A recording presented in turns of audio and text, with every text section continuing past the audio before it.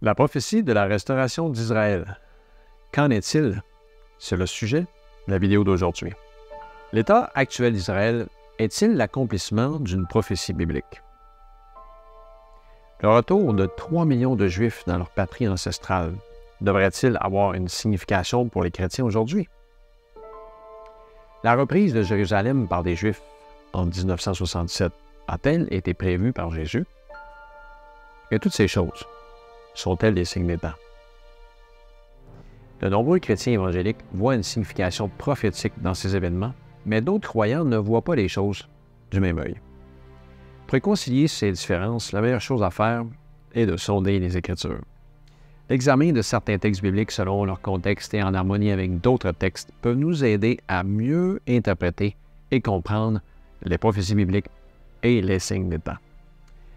J'aimerais me pencher sur la question de la restauration de la nation d'Israël. Les promesses de Dieu à Abraham selon lesquelles il deviendrait une grande nation et posséderait le pays dans lequel il habiterait étaient conditionnelles à sa loyauté envers Dieu. De même, les promesses devaient s'accomplir envers ses enfants et sa postérité s'ils servaient Dieu comme lui. On trouve ça dans Genèse 17, 1 à 9, 18, 19.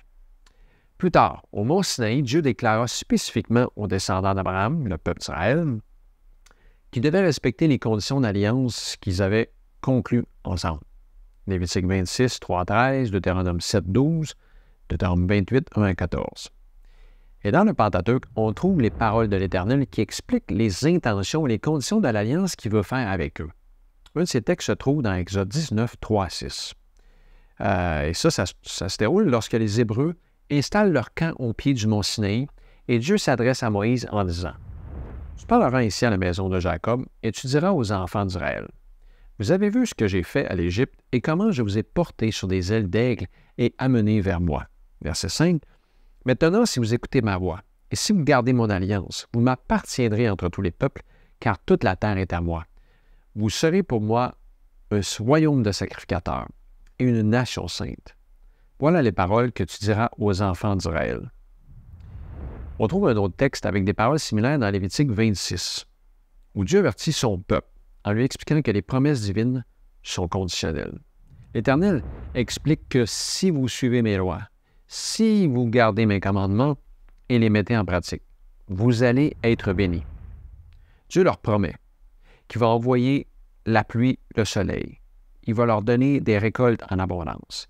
Ils vont manger à satiété. Il va faire disparaître les bêtes féroces. Ils vont pouvoir habiter en sécurité dans le pays sans guerre. Il leur promet que leurs ennemis vont fuir ou tomber morts devant eux. Et au verset 11, il dit « J'établirai ma demeure au milieu de vous, et mon âme ne vous aura point en horreur. » 12. « Je marcherai au milieu de vous, je serai votre Dieu, et vous serez mon peuple. » Ensuite, dans les versets suivants, Dieu leur donne une liste de malédictions qui seraient le résultat de la violation de l'alliance. Donc, s'ils n'écoutaient pas, Dieu leur disait que des résultats seraient la terreur, la maladie, la souffrance, la faim, la guerre, la destruction et l'exil. Dans Deutéronome chapitre 28, 29 et 30, Dieu parla à Moïse en énumérant en long et en large les bénédictions et les malédictions qui attendaient le peuple de Dieu selon leur choix. Si vous lisez ces chapitres, vous allez lire 8 ou 9 fois la proposition conditionnelle « si ». Par exemple, si tu m'obéis, si tu n'obéis point, si tu n'observes pas, si ton cœur se détourne. Et on a aussi des conjonctions, par exemple la conjonction de temps « lorsque ». La fin du discours résume l'idée du message de Dieu à son peuple au chapitre 30, versets 19 et 20. Et il dit « J'ai mis devant toi la vie et la mort, la bénédiction et la malédiction. Choisis la vie afin que tu vives, toi et ta postérité. » Verset 20.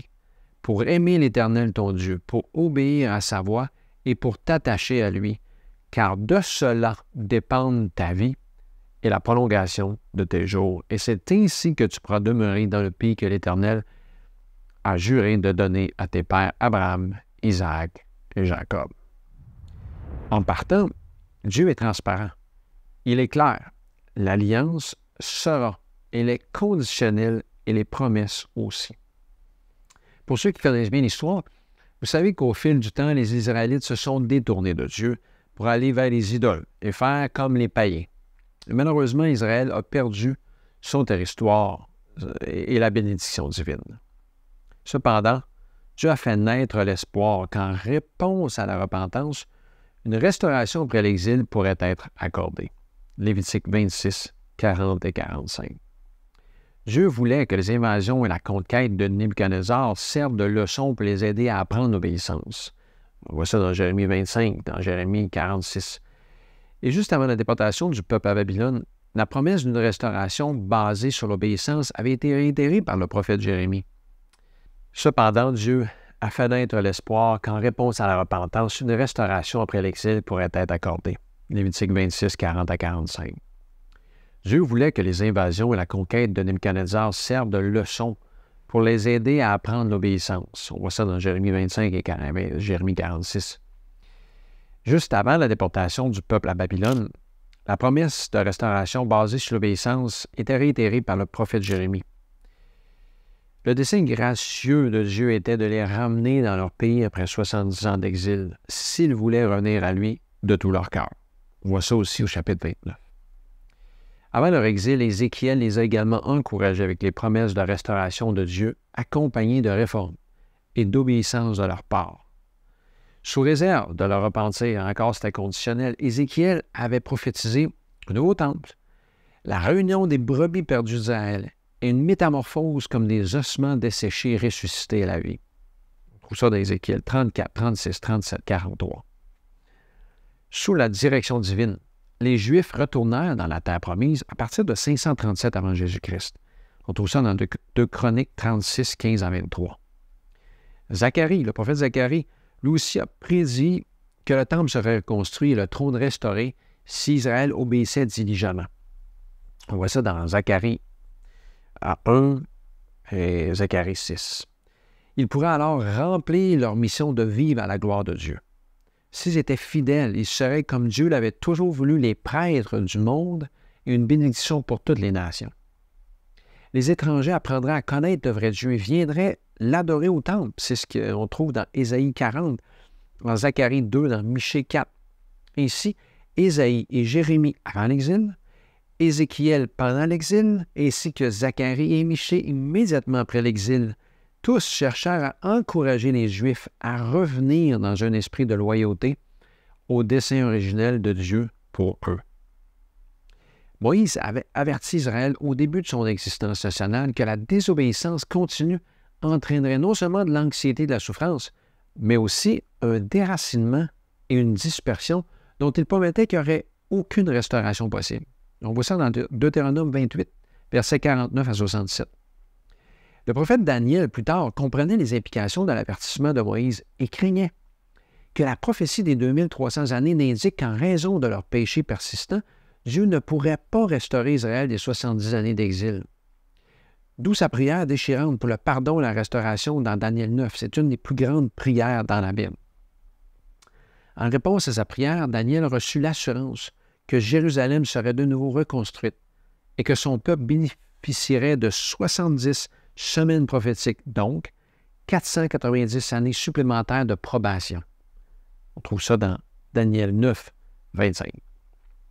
Mais la partie la plus merveilleuse, au verset 27, c'est la promesse que le Messie fera une solide alliance avec plusieurs dans les 7 dernières années de la prophétie, soit exactement en l'an 27, au baptême de Jésus. Quelle promesse! Exactement au moment attendu. Le martyre d'Étienne en l'an 34, donc 7 ans plus tard, marquera l'aboutissement de cette prophétie et scellera le refus de la nation d'Israël envers l'alliance avec Dieu. Alors, je ne veux pas m'étendre davantage sur cette prophétie pour le moment, parce que dans une prochaine vidéo, on va regarder la prophétie des 70 semaines plus en détail, parce que c'est une des prophéties les moins bien interprétées dans le monde entier. Oui, la crucifixion de Jésus et la lapidation d'Étienne démontraient que la nation d'Israël refusait d'accepter le Messie, le prince, et refusait l'élection et l'appel d'être une lumière pour les nations. Voyez-vous, l'élection d'Israël par Dieu pour être son peuple spécial n'était pas essentiellement une élection pour le salut, même si cela aurait abouti à cela. C'était une élection pour le service. On voit ça dans Exode 19 et dans Ésaïe 43, dans Ésaïe 61. C'était son intention confirmée à maintes reprises qu'il soit son peuple pour toujours. On voit ça dans 2 Samuel. Mais même l'offre originale de l'Alliance au Sinaï contenait un simple « si ». On voit ça dans Exode 19. Si, c'était conditionnel. Après des siècles de supplication et de discipline destinée à les aider à accepter son appel divin au service du front du cœur, Dieu a finalement accepté leur refus. On voit ça dans Matthieu 21 et dans Romains 11, 20. Il offre désormais ce privilège à quiconque l'acceptera, juif ou gentil. Ainsi, pour les Juifs en tant qu'individus, la porte du service et du salut reste ouverte. Mais nous ne pouvons donc interpréter ni Luc 21 ni Romains 11 comme un renouvellement de l'appel au service national, car celui-ci a été retiré.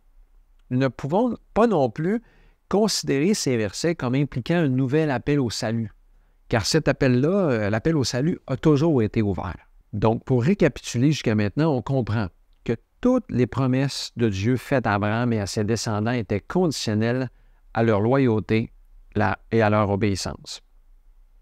Deuxièmement, le peuple hébreu a violé les conditions de l'Alliance et a subi les conséquences de sa rébellion par l'exil et la déportation et la souffrance. Troisièmement, une limite de temps a été fixée pour le peuple d'Israël pour revenir à Dieu et accepter les conditions et se soumettre à sa volonté pour eux. Et quatrièmement, la nation d'Israël a corporativement, finalement et officiellement rejeté l'alliance avec Dieu et avec le Messie, le prince de l'alliance. Et là, à ce stade-ci, je sais que plusieurs chrétiens vont être surpris parce qu'on leur a dit que ces prophéties s'appliquent au dernier jour, au jour de la fin. Certains lecteurs croient que l'expression biblique « les derniers jours », ce qu'on retrouve surtout en anglais, qui apparaît dans un certain nombre de prophéties de promesses concernant la restauration d'Israël, fait toujours référence à la période juste avant la seconde venue de Jésus. Ainsi, ils croient que les descendants littéraux d'Abraham doivent accomplir les prophéties bibliques de notre époque. Ils citent souvent des versets de l'Ancien Testament tels que Deutéronome 4, 30 et Osée 3, verset 5. Et je suis d'accord, il est vrai que l'expression « les derniers jours » fait souvent référence à la fin du monde, notamment dans les passages du Nouveau Testament qui parlent de cet événement. Cependant, c'est rarement le sens de l'expression dans l'Ancien Testament. L'expression « dans les derniers jours » apparaît quelquefois dans certaines versions de la Bible, comme le King James et la version standard révisée. Mais à une exception près, tous sont traduits des mêmes mots hébreux, Acharit, Ayarim. Je ne sais pas si je l'ai prononcé correctement, mais cette expression-là en hébreu signifie littéralement « dans les jours suivants ». Et le rendu habituel dans les versions anglophones modernes est simplement « dans les jours à venir », ce qui est plus exact. Tout comme en français, la plupart des traductions utilisent l'expression « dans la suite des temps ». Donc, si l'Israël littéral et national actuel n'est plus le peuple de Dieu, alors qui est le peuple de Dieu? Qui est l'Israël de Dieu? Bonne question. Plusieurs textes bibliques répondent à cette question, mais j'aime les écrits de l'apôtre Paul qui se décrit comme un Israélite circoncis de la tribu de Benjamin, hébreu, pharisien, un vrai de vrai, quoi. L'apôtre Paul, dans Romains, chapitre 9 à 11, élabore surtout sur le sujet de la postérité d'Abraham, des enfants de la promesse. Et dans Romains 9, 6 à 9, il dit « Ce n'est point à dire que la parole de Dieu soit restée sans effet, car tous ceux qui descendent d'Israël ne sont pas Israël. » Verset 7, « Et bien qu'ils soient la postérité d'Abraham, ils ne sont pas tous ses enfants. Mais il est dit, en Isaac, tu auras une postérité appelée de ton nom. C'est-à-dire que ce ne sont pas les enfants de la chair qui sont enfants de Dieu, mais que ce sont les enfants de la promesse qui sont regardés comme la postérité. » Au verset 24 et 25, il ajoute, « Ainsi, il nous a appelés non seulement d'entre les Juifs, mais encore d'entre les païens, selon qu'il dit dans Osée, « J'appellerai mon peuple celui qui n'était pas mon peuple, et bien-aimé celle qui n'était pas la bien-aimée. » Saisissez-vous ce qu'il dit ici. Au chapitre 10, Paul commence en disant que son désir, c'est que les Israélites soient sauvés et que le salut est en Jésus-Christ, car Christ est l'aboutissement de la loi pour la justification de tous ceux qui croient. Romains 10, verset 4. Ensuite, il continue et précise que si quelqu'un croit que Christ est ressuscité, il sera sauvé. C'est en croyant qu'on parvient à la justice, c'est en confessant de la bouche qu'on parvient au salut. Il n'y a aucune différence entre le juif et le grec, puisqu'ils ont tous le même Seigneur, car quiconque invoquera le nom du Seigneur sera sauvé. Chapitre 10, versets 9 à 13. Enfin, au chapitre 11, il explique que les Israélites représentent les quelques branches naturelles de l'olivier qui furent retranchées pour cause d'incrédulité et qui sont remplacées par les païens, qui sont des branches d'olivier sauvages greffées et maintenant participant à part entière de la racine et de la sève de l'olivier. Il continue en disant que les païens restent dans l'olivier par la foi et que si les Israélites qui ont été retranchés se repentent de leur incrédulité, ils seront eux aussi greffés de nouveau. Voyez-vous plus clairement la thèse de Paul? Comprenez-vous l'image illustrée? Mais l'apôtre conclut son idée dans Romains 11 en rappelant au lecteur que Dieu fait miséricorde aux désobéissants et que tout Israël sera sauvé par le libérateur qui confirmera l'alliance en mettant fin au péché. Ça fait référence. C'est une citation directe qui représente l'accomplissement de la prophétie des 70 semaines. Pensez-y. Et si vous regardez bien, Jésus lui-même, en donnant le jus de raisin à ses disciples, leur avait dit « Buvez-en tous, car ceci est mon sang, le sang de la nouvelle alliance qui est versé pour le pardon des péchés. » Matthieu 26, 27 et 28. Dans Hébreux 13, 20, Paul fait référence à cette alliance éternelle qui a été ratifiée par le sang de Jésus-Christ. Un autre texte qui va dans le même sens, c'est celui de Galates 3, 26 à 29. Écoutez, « Car vous êtes tous fils de Dieu par la foi en Jésus-Christ. Vous tous qui avez été baptisés en Christ, vous avez revêtu Christ. » Verset 28. « Il n'y a plus ni juif, ni grec, il n'y a plus ni esclave, ni libre, il n'y a plus ni homme, ni femme, car vous êtes tous un en Jésus-Christ. Et si vous êtes à Christ, vous êtes donc la postérité d'Abraham, héritier selon la promesse. » Voilà ce que les Écritures enseignent. C'est le 5e et dernier point qui résume ce que je viens de dire. Alors, on avait énuméré 4 points, et ça, c'est le 5e. La postérité d'Abraham, les héritiers de la promesse sont les croyants, qu'ils soient juifs, palestiniens, africains, américains, européens, peu importe. Ce sont ceux qui ont été greffés au nouveau peuple de Dieu par la foi en Jésus-Christ et en son sacrifice. Voilà l'Israël spirituel, le peuple de Dieu avec qui Jésus a scellé la nouvelle alliance par son sang. Quelle bonne nouvelle! Pour terminer notre argument, je vous propose d'examiner la parabole des vignerons qui se trouve dans Matthieu 21, 33 à 46. Jésus raconte cette parabole pour enseigner une leçon au peuple d'Israël. Je vais la lire dans la version Louis II 21. Il y avait un propriétaire qui planta une vigne. Il l'entoura d'une haie, il creusa un pressoir et construisit une tour. Puis, il la loua à des vignerons et partit en voyage. Lorsque le temps de la récolte fut arrivé, il envoya ses serviteurs et les vignerons pour recevoir sa part de récolte. Verset 35. Mais les vignerons s'emparèrent de ses serviteurs. Ils battirent l'un, tuèrent l'autre et lapidèrent le troisième. Il envoya encore d'autres serviteurs, en plus grand nombre que les premiers, et les vignerons les traitèrent de la même manière. 37. Enfin, il envoya vers eux son fils, en se disant, « Ils auront du respect pour mon fils. » Mais quand les vignerons virent le fils, ils se dirent entre eux, « Voilà l'héritier.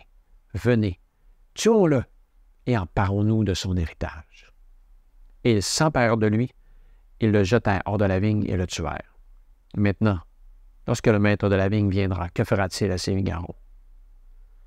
Il lui répondit, « Ben, il fera mourir misérablement ces misérables, et il louera la vigne à d'autres vignerons qui lui donneront sa part de récolte au moment voulu. » Jésus leur dit, « N'avez-vous jamais lu dans les Écritures?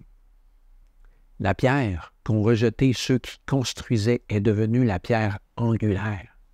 C'est l'œuvre du Seigneur, et c'est un prodige à nos yeux.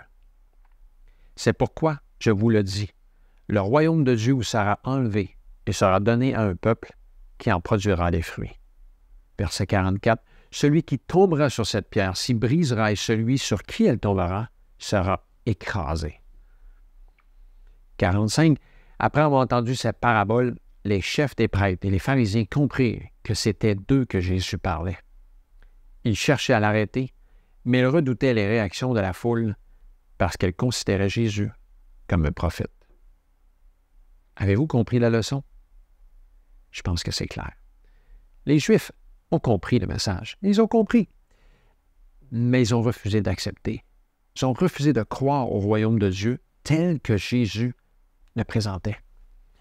Ils étaient tellement obsédés par les promesses territoriales et matérielles qu'ils étaient aveuglés complètement aux promesses spirituelles éternelles du royaume de Dieu. Ils voulaient retrouver la puissance et la gloire nationale du passé, mais ne voulaient pas reconnaître la gloire du Fils de l'homme. Ils refusaient de suivre Jésus et de le reconnaître, lui, comme le Sauveur, Seigneur et Rédempteur de leur vie. Toutes les promesses de Dieu trouvaient leur accomplissement en Christ et son sang versé avait ratifié cette nouvelle alliance. Dieu, le Père, avait envoyé de nombreux prophètes pour essayer de les ramener à lui. Et maintenant, il avait envoyé son Fils unique, pour sauver les perdus.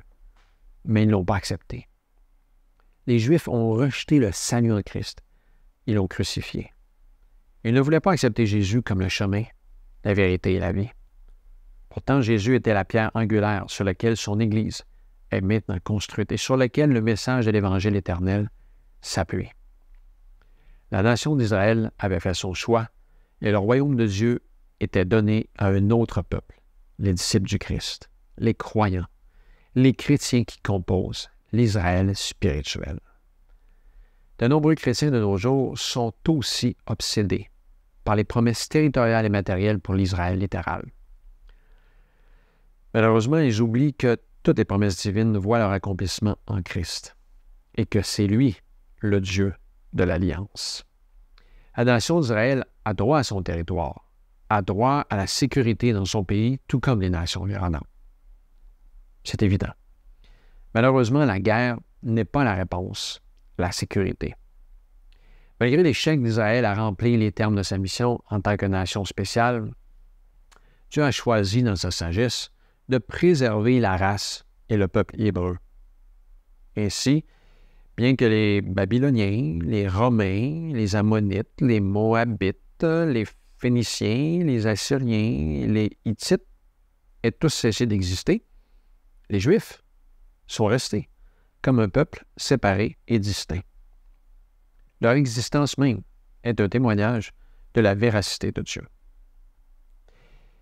Mais si l'on prend les prédictions des prophètes de l'Ancien Testament sur le retour de la première dispersion et on s'attend à ce qu'elles s'accomplissent pour l'Israël littéral et incrédule 19 siècles après la seconde dispersion, on fait erreur.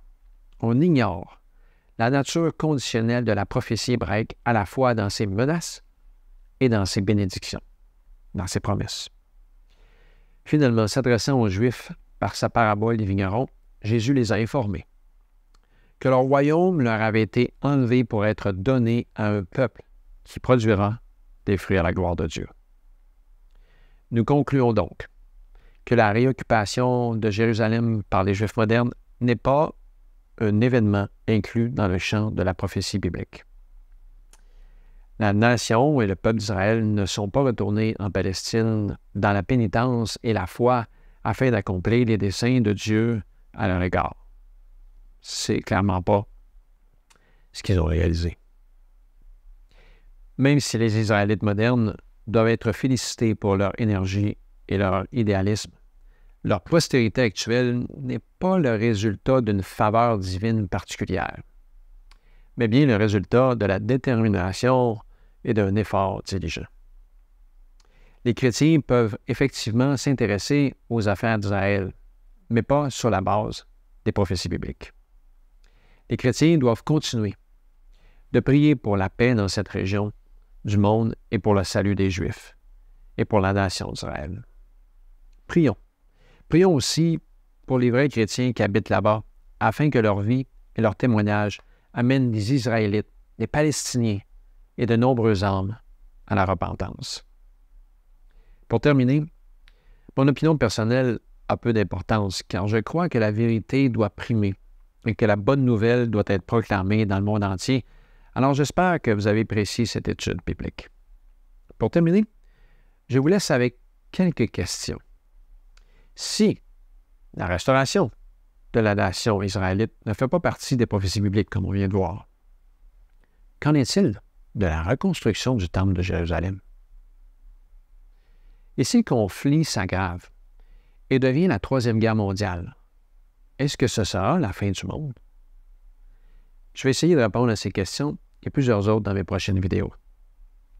Que Dieu vous garde.